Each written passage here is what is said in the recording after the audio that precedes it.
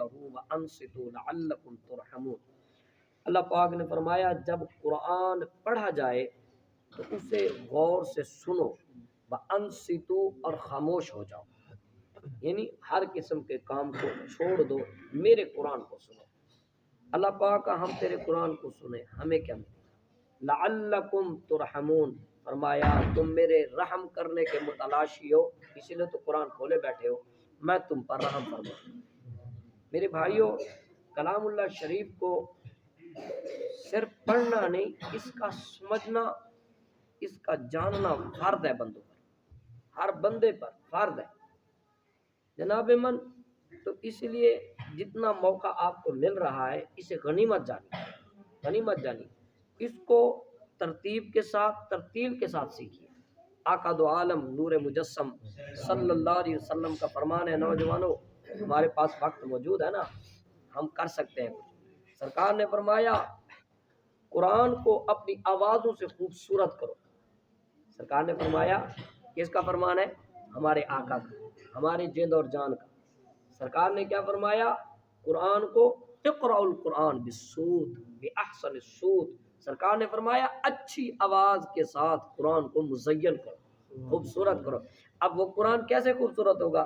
ظاہری بات ہے اس کے لیے پہلے تجوید آنا ضروری ہے، بندہ تجوید سیکھے کہ کون سے لفظ کو ہم نے پر پڑھنا ہے، کون سے لفظ کو ہم نے باریک پڑھنا ہے، کس جگہ ہم نے وقف کرنا ہے، اور کس جگہ کس طرح وقف کرنا ہے، اور کس جگہ وقف نہیں کرنا، اس کا سیکھنا بھی بڑا ضروری ہے۔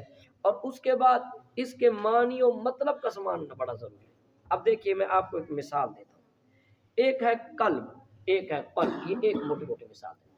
ایک ہے قلب، ہم اب ہماری اردو میں نا کاف موٹے اور کاف باریک میں فرق نہیں کرتے، ہم پڑھتے ہیں، ہم کہتے ہیں کاف دو نقطوں والا اور کاف کتاب والا، ایسے کہتے ہیں نا، یعنی بظاہر طور پہ ہماری اردو میں دونوں کاف ایک جیسے، لیکن حقیقت میں وہ ایک جیسے نہیں ہیں۔ اب میں مثال دے رہا ہوں، ایک لفظ ہے قلب، ایک دوسرا لفظ بھی ہے قلب، اب دونوں میں فرق ہے، ایک کے اوپر دو نقطوں والا کاف، اس کو کہتے ہیں قلب۔ قلب کا معنی ہے دل، اس کا نام کیا ہے؟ اس کا معنی کیا ہے؟ قلب، دل۔ ایک ہے قلب، قلب کہتے ہیں کتے کو، قلب کسے کہتے ہیں؟ کتے کو۔ اب دیکھیے پڑھنے والا پڑھ رہا ہے، اسے نہیں پتا میں قرآن جو پڑھ رہا ہوں قلب پڑھ رہا ہوں کہ قلب پڑھ رہا ہوں، ایسے۔ تو اسی لیے کلام اللہ شریف کا سمجھنا بہت ضروری ہے، اس کی تجوید کو سمجھنا بہت ضروری ہے، اس کا جو وقف ہیں، وقوف ہیں، ان کو بھی سیکھنا بہت ضروری ہے۔ اور یہ محفل بھی ہماری اسی چیز کی ہے، ورنہ میں آپ کے سامنے یوں ہی خود ہی پڑھتا جاؤں اور خود ہی کرتا جاؤں تو وقت گزر جائے گا۔ لیکن میں چاہتا ہوں ہم اپنے آپ کو بدلیں، کیونکہ ہم نے کسی کے سامنے کھڑے نہیں ہونا، ہم نے اس کے سامنے کھڑا ہونا ہے جس نے ہمیں آنکھیں دی، جس نے ہمیں زبان اور کان دیے۔ وہ کل ہم سے کہے، فرما دے کہ تمہیں جو میں نے عقل دی تھی، تمہیں زبان دی تھی، تمہیں آنکھیں کان دیے تھے، تم نے ہمارے لیے کیا کیا؟ اپنے لیے تو سب کچھ کیا، جو کچھ تم اپنے لیے کر سکتے تھے وہ تو تم اپنے لیے کرتے رہے، ہمارے لیے کیا کر کے آئے ہو؟ ہمارے پاس جو آئے ہو، ہمیں جو اپنا محبوب کہتے ہو، تو ہم محب جو محبوب کے پاس کیا تحفہ لایا؟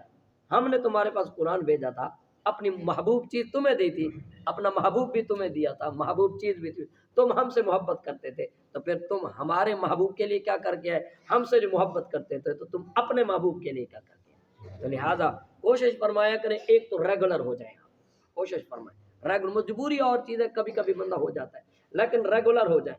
دوسرا یہ جب پڑھا جائے تو ذرا تھوڑی سی توجہ فرمائیں، کیونکہ ٹائم ہوتا ہے تھوڑا، ہم نے باتیں کرنی ہوتی ہیں زیادہ، تو اسی لیے بہت سی چیزوں کو ہم بس یوں ہی بچوں جو سنانے والی بات ہوتی ہے وہی سنانے کی کوشش کرتے ہیں آپ کو، اور کوشش یہ کرتے ہیں کہ آپ کا وقت زیادہ نہ لیا جائے گا، ہر کوئی آدمی مصروف ہے، کام کاج والا بھی ہے، پیٹ بھی پالنا ہے، بچوں کو بھی پالنا ہے۔ تو جناب من اپنے موضوع کی طرف آتے ہیں۔ کل کی آیت مطالعہ میں اللہ تعالیٰ نے کافروں کی حسرت اور ان کے جو قیامت میں حالات ہوں گے اس کا بیان کیا، فرمایا ربما یود الذین کفروا لو کانوا مسلمین، کافر ایک وقت ایسا بھی آئے گا جب مومنوں کے سروں پہ تاج نور کے دیکھیں گے، جب ان کو کامیاب ہوتا دیکھ لیں گے، جب ان کو سرکار کی شفاعت کا حقدار ہوتا دیکھ لیں گے اور جنت میں اعلیٰ محلوں کی طرف ان کو رخصت ہوتے خوشی کرتے ہوئے دیکھیں گے تو کہیں گے لو کانوا مسلمین، کاش ہم بھی مسلمان ہوتے۔ جیسے بندہ ایک نا امید ہوتا ہے تو وہ کہتا ہے یار کسی کی امید بن جاتا ہے، کہتا ہے یار کاش میں بھی اس عذاب خانے سے، اس جیل سے میں بھی نکل جاؤں جیسے یہ نکل گیا۔ فرمایا ذرہم یأکلوا ویتمتعوا ویلہہم الامل۔ کل میں نے آپ کی خدمت میں لمبی امیدوں کی جو اللہ کے محبوب نبی صلی اللہ علیہ وسلم نے جو مذمت فرمائی اس کا ذکر کیا۔ آج میں آپ کو ایک ایسی حدیث سناتا ہوں کہ دل ٹھنڈا ہو جائے۔ سبحان اللہ۔ میرے آقا دو عالم نور مجسم صلی اللہ علیہ وسلم نے فرمایا میری امت، میرے آقا کو اپنی امت سے اتنا پیار ہے کہ ہر بات کو امت کے خیر میں لے آتے ہیں۔ سرکار فرمایا میری امت کے لیے لمبی امید بھی خدا کی رحمت ہے۔ میری امت کی لمبی امید کسی اور کے لیے ہوگی، کافر لمبی امید باندھتا ہے اس کو اس کا فائدہ نہیں ہوتا، مومن لمبی امید باندھتا ہے اس کو اس کا فائدہ ہوتا ہے۔ سرکار فرمایا اگر میری امت کے لیے لمبی امید رحمت نہ ہوتی تو کسی ماں کو دودھ پلانے کا فائدہ نہ ہوتا۔ کسی ماں کو بچہ مسلمان عورت، آقا سبحان اللہ، یہ کتنی پیاری بات ہے، ماں اپنے فائدے کے لیے دودھ پلا رہی ہے اور یہ کس کا امتی پیدا کی؟ اس نے حضور کا امتی پیدا کی۔ ماں گود میں بچے کو دودھ بھی پلا رہی ہے، ساتھ کلمے کی لوری بھی تو سنا رہی ہے نا سرکار ہے۔ ماں اپنے بچے کو سکول بھیج رہی ہے تو تربیت بھی تو فرما رہی ہے نا۔ جناب من بابا اگر مزدوری بھی کر رہا ہے اپنے بیٹے کے لیے اچھے وقت کے لیے کوشش کر رہا ہے، نیت تو یہی ہے نا کہ بچہ اچھا بنے گا، نیک بن جائے گا، اس کی نیت اس کے کام سے زیادہ بہتر ہوگی۔ سرکار فرمایا اگر میری امت کے لیے، یہ سرکار صلی اللہ علیہ وسلم صرف اس امت کے لیے فرمایا اگر میری امت کے لیے یہ لمبی امیدیں فائدہ نہ ہوتی تو سرکار فرمایا نہ کوئی ماں دودھ پلاتی اور نہ کوئی درخت اگانے والا درخت اگاتا، کیونکہ اسے پتہ درخت اگانا فائدہ کیا، اسے درخت اگانا اس لیے امید ہے یار یہ پتہ کتنا عرصہ تک درخت رہے گا، میں اگا جاؤں سائے میں لوگ بیٹھیں گے پھل اس کا کھائیں گے، چوری چاہے ہو جائے ثواب تو ہوتا رہے گا۔ سنیے میرے آقا نعمت صلی اللہ علیہ وسلم نے فرمایا تم پھل اگاؤ تو شجر پھلدار اگاؤ۔ ہمارے ہاں اب ایسا رواج چل پڑا ہے ہم وہ درخت اگا رہے ہیں جس کا کوئی فائدہ ہی نہیں ہے، سوائے لکڑی بھی نہیں دیتا، وہ جو آج کل عربی درخت لگ رہے ہیں۔ اللہ کا نام لیجئے، آپ پھلدار درخت لگائیے، اس سے آپ کے بچے بھی کھائیں گے، اس سے درخت پر سایہ تو ویسے ہی دے رہا ہے وہ جناب من، اس سے پنچھی بھی کھائیں گے، چوری ہوگا۔ سرکار نے فرمایا جس نے کھیتی اگائی، سنو حدیث پاک ہے، سرکار نے فرمایا جس نے کھیتی اگائی یا کوئی پھلدار درخت اگایا پھر اس میں سے چوری ہوئی، آپ نے گندم اگائی ہے اب چوریاں بھی ہوں گی اس میں سے، تو سرکار صلی اللہ علیہ وسلم فرمایا چوری ہوئی تو اللہ تعالیٰ اس چوری کو بھی اس کے صدقے کا ثواب دے گا۔ کرنے والا تو جو کرے گا، یہ نہیں کہ وہ اس کو ثواب ہو رہا ہے کہ دوسرے کو ثواب کی نیت سے میں چوری کر لوں کسی کا نقصان کرتا جاؤں، ایسا نہیں۔ تو جو سرکار فرمایا چوری بھی ہو گئی، جو پنچھی کھائے گا اس کا بھی ثواب آئے گا۔ اب یہ درخت تو اگایا تھا، امید کیا تھی پنچھی کھائیں گے، اس سے بندے کھائیں گے، بچے آئیں گے بٹے ماریں گے، چلو کچھ نہ کچھ تو ہوتا ہی رہے گا، لیکن ثواب کا سلسلہ اسی لیے درخت بھی اگائیں تو پھلدار اگائیں، کسی کا بھی اگا دیں۔ اللہ اکبر۔ اللہ فرمایا ان کو چھوڑ دو۔ اب پتہ چلا کافر کو اس کی امید کا فائدہ نہیں، مومن کو اس کی لمبی امید کا بھی فائدہ، کیونکہ اس کی نیت ٹھیک ہے۔ فرمایا وما اہلکنا من قریۃ الا ولہا کتاب معلوم۔ اللہ نے فرمایا ہم نے جب بھی کسی بستی کو ہلاک کیا، اللہ نے فرمایا فسوف یعلمون، ان قریب یہ جان لیں گے کہ کیا ہونے والا ہے۔ کافروں کو اللہ تعالیٰ نے فی النار کیا، بدر میں لے آیا، تباہ و برباد کر دیا ان کو، ان کی ساری ساکھ توڑ دی، ان کا غرور و تکبر کو مٹی میں ملا دیا اور بے نام کر کے مکہ سرکار کے حوالے کر دیا اللہ پاک نے۔ فرمایا وما اہلکنا، جیسے یہ آپ کی مخالفت کر رہے ہیں، جیسے سابقہ قومیں تباہ ہو گئی، اے محبوب ان قریب یہ قوم اپنے نسب سے تباہ ہو جائے گی، اپنے علاقے سے تباہ ہو جائے گی، یہ بے نام ہو جائے گی۔ ابو جہل بہت بڑا متکبر تھا، کہاں گیا؟ ختم ہو گیا۔ فرمایا وما اہلکنا من قریۃ الا ولہا کتاب معلوم۔ فرمایا ہم جس بستی کو بھی تباہ کرتے ہیں، فرمایا ہم نے اس کا ایک وقت مقرر کر دیا، وقت مقرر کرتے ہیں، اس وقت مقررہ سے پہلے ما تسبق من امت اجلھا، کوئی شخص یا کوئی گروہ جو ہے، کوئی امت جو ہے، کوئی علاقے والے، جب تک رب نے اس کی تباہی کا وقت نہیں لکھا، نہ ایک منٹ آگے ہو سکتا ہے نہ ایک منٹ پیچھے ہو سکتا ہے۔ اللہ اکبر وقالوا یا ایھا الذی نزل علیہ الذکر آقا ذرا سبحان اللہ سبحان اللہ۔ اب کافروں کے کام دیکھیے، وہ سرکار کے قرآن نازل ہونے کو بھی مانتے تھے لیکن سرکار کو نہیں مانتے۔ انہوں نے کہا، اللہ نے فرمایا وقالوا، انہوں نے کہا یا ایھا الذی، اے وہ شخص نزل علیہ الذکر جس پر یہ نصیحت، جس کے ذریعے تم نصیحت کر رہے ہو، انک لمجنون، کہ تم بے شک بالکل مجنون ہو۔ معاذ اللہ، میرے آقا نعمت صلی اللہ علیہ وسلم کو کافر مجنون کرتے اور یہ بطور مذاق کے کرتے تھے، سرکار کا مذاق۔ وجہ کیا تھی؟ کچھ وجوہات عرض کر رہا ہوں۔ اس کی پہلی وجہ یہ ہے، علماء کرام فرماتے ہیں کہ جب سرکار پر وحی نازل ہوتی نا تو آپ پر غشی کا عالم طاری ہو جاتا۔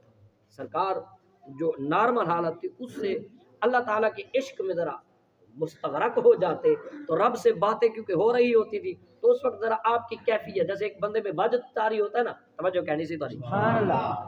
تو وجدانی کیفیت میں آتا ہے تو وہ عام انسانوں جیسا نارمل نہیں نظر آتا۔ تو سرکار صلی اللہ علیہ وسلم پر جب وحی نازل ہوتی تو وحی کا جو محبت بھرا پیغام سرکار کے پاس آتا تو آپ اسی میں مستغرق ہو جاتے اور مخلوق سے بے خبر ہو جاتے۔ جب آپ پر یہ کیفیت ہے، ایک حالت، ایک وجہ یہ تھی۔ دوسری وجہ یہ تھی جو کافروں نے کہی، انہوں نے سرکار کو کہا، کہنے لگے اگر تم چاہتے ہو کہ اس عرب کی خوبصورت ترین عورت تمہارے نکاح میں ہو جائے تو ہم دینے کے لیے تیار ہیں۔ اگر تم چاہو کہ مکے کے سردار بننا چاہتے ہو، ہم مکے کا سردار بناتے ہیں۔ اگر تم چاہتے ہو کہ کعبے کا متولی تمہیں بنا لے تو ہم تمہیں کعبے کی چابیاں بھی دیتے ہیں۔ تم جو چاہو وہ کرتے ہیں، تمہارے لیے سب کچھ کرنے کو تیار ہیں، لیکن بدلے میں تم صرف ہمارے خداؤں کو کچھ نہ کرو، ان بتوں کو، ان مورتیوں کو کچھ نہ کرو۔ تو آقا صلی اللہ علیہ وآلہ وسلم نے مصیبتوں کا سر لیا، 3 ماہ تک شیب ابی طالب میں گھاس کھائے، مشقتوں کو سر لیا، لیکن میرے آقا نعمت صلی اللہ علیہ وسلم اتنی سختی کے باوجود بھی کہ قتل کے پروپگنڈے تک ہو گئے، آپ کے راستے میں کانٹے بھی بچھائے گئے، حضور نبی صلی اللہ علیہ وآلہ وسلم کو گالی گلوچ بھی دی گئی، بدلے میں گالی نہیں ملی۔ وہ کہتے تھے اس کو ہے کیا، یعنی وہ سرکار صلی اللہ علیہ وسلم کو اتنے پیشکش کرنے کے باوجود دیکھتے ہیں کہ آپ مصیبتوں کا سر لیتے ہیں، ہمارا کہنا نہیں مانتے۔ انہوں نے کہا یہ مجنون ہے، یہ معذور۔ اس کے بعد تیسری وجہ یہ تھی کہ آقا صلی اللہ علیہ وسلم نے ایسے معجزات دکھائے، ایسے معجزات دکھائے جن پہ ان کی عقل پوری نہیں اترتی، کیونکہ ویسے بھی معجزہ عقل سے بڑا ہوتا ہے۔ سرکار نے جب معجزے دکھائے تو وہ حیران تھے کہ ایک تو نہ ہمارا کہنا مانتا ہے یہ، اور نہ ہماری پیشکش کو قبول کرتا ہے، دوسرا عجیب و غریب کام کرتا ہے۔ تو اتنی ساری مصیبتیں لینے والا اگر یہ عقل مند انسان ہوتا تو ہمارا کہنا مانتا۔ تو انہوں نے بطور دشمنی، بطور مذاق، اور آپ صلی اللہ علیہ وسلم کی کیفیات کو دیکھ کر وہ کہنے لگے انک لمجنون، تو پاگل ہے۔ اور یہ صرف ہمارے آقا کو نہیں کہا گیا، کلام اللہ شریف شاہد ہے، وقت تھوڑا ہے، جناب من نوح علیہ السلام کو بھی ایسے کہا گیا، حضرت موسیٰ علیہ السلام کو بھی ایسے۔ الغرض ہر نبی کو اسی طرح ان کی قوم نے مجنون کہا اور طرح طرح کے سوال کیے۔ اب ان کا سوال دیکھیے، انہوں نے کہا ما ننزل الملائکۃ الا بالحق، وہ کہنے لگے لو ما تأتینا بالملائکۃ ان کنت من الصادقین، کہنے لگے اگر تم سچے ہو تو پھر ہمارے پاس کوئی فرشتہ لے کے آؤ، فرشتہ لے کے آؤ۔ تو اللہ تعالیٰ نے فرشتہ نازل نہیں کیا۔ کیوں نہیں کیا؟ اللہ فرماتے ہیں ما ننزل الملائکۃ الا بالحق، فرمایا ہم فرشتوں کو نازل نہیں کرتے لیکن حق کے ساتھ۔ ہم کوئی ایسے ہیں کہ ہر کام کو تمہارے کہنے کے مطابق کر دیں، یہ دار عمل ہے، دار جزا نہیں۔ یا تو تم اتنے بلند کر لو اپنے آپ کو کہ تم جو مانگو وہ مل جائے، وہ تمہیں کسی اور دروازے سے تو ملنا نہیں ہے، توجہ کہنی صحیح، کسی اور دروازے سے تو ملنا نہیں ہے، ملنا ہی ہمارے دروازے سے۔ تم ہمارے بنتے نہیں ہو اور کہتے ہو جی ہمیں فلاں چیز دے دو۔ اللہ اکبر۔ جناب من فرمایا ما ننزل الملائکۃ الا بالحق، ہم فرشتوں کو نازل نہیں کرتے مگر حق کے ساتھ، اور وما كانوا اذا منذرین، جب ہم نازل کرتے ہیں تو پھر ہم ان کو مہلت نہیں دیتے، کیونکہ جب موت کے وقت میں فرشتہ آ جاتا ہے تو پھر توبہ بھی قبول نہیں ہوتی۔ اب سرکار کو یہ تانا کیا گیا، اللہ اپنے محبوب کی ہر بات کو مانتا ہے، لیکن اللہ تعالیٰ نے فرشتہ نازل کیوں نہیں کیا؟ اس کی وجہ یہ ہے بھائی جان، توجہ رکھنا، آخری بات ہے۔ وجہ یہ ہے کہ اللہ تعالیٰ نے سرکار پر فرشتے کو نازل اس لیے نہیں کیا کیونکہ یہ فرشتے کو دیکھنے کے باوجود بھی ایمان نہ لاتے۔ یہ میں کئی مرتبہ عرض بھی کر چکا ہوں، وہ کہتے ہیں ہماری جنس سے نہیں ہے، ہمیں کیا پتہ یہی فرشتہ ہے۔ جس نے دیکھا نہیں فرشتے کو تو وہ کہے گا یہی فرشتہ، ہمیں نہیں پتہ یہ فرشتہ ہے، تو ظاہری بات ہے پھر بھی نہیں۔ اور اگر اللہ تعالیٰ نے فرمایا کلام اللہ شریف میں، اگر ہم فرشتوں کو بھی رسول بنا کر بھیجتے وَلَوْ جَعَلْنَاهُ مَلَكًا لَجَعَلْنَاهُ رَجُلًا، ہم عورت بھی نہ بناتے، ہم خسرا بھی نہ بناتے، ہم اگر بناتے تو مرد کو فرشتہ بناتے، مرد بھی آتا تو فرشتہ بھی آتا تو مرد کی صورت میں آیا، اور محمد مصطفیٰ صلی اللہ علیہ وسلم تو مرد ہے، تو تم فرشتوں کو طلب کرتے ہو، تمہارے پاس فرشتوں کا سردار جو آیا ہوا ہے، امام الملائکہ سامنے آیا ہوا ہے، کیا تمہیں وہ سمجھ نہیں آتی؟ تو اس لیے اللہ تعالیٰ نے فرشتوں کو آپ کے پاس بھیجا تو ہے، لیکن کافروں کے من چاہے پر نہیں بھیجا، اس لیے کیونکہ اگر بندوں کی صورت میں آتا تو پھر وہی پرانا وہی جھگڑا ہوتا، اور اگر فرشتے کو لے آتے تو کہتے ہماری جنس میں نہیں ہے، یہ ہمیں کیا پتہ یہ پتہ۔ تو اسی لیے جب بچہ ہی چھوٹا ہو تو اس کو بڑی چیز دینے کا فائدہ ہی نہیں ہے، تو اللہ تعالیٰ نے فرشتہ نازل نہیں کیا۔ انشاءاللہ زندگی باقی رہے، موضوع باقی رہے گا۔ اللہ تعالیٰ ہم سب کو سمجھنے کی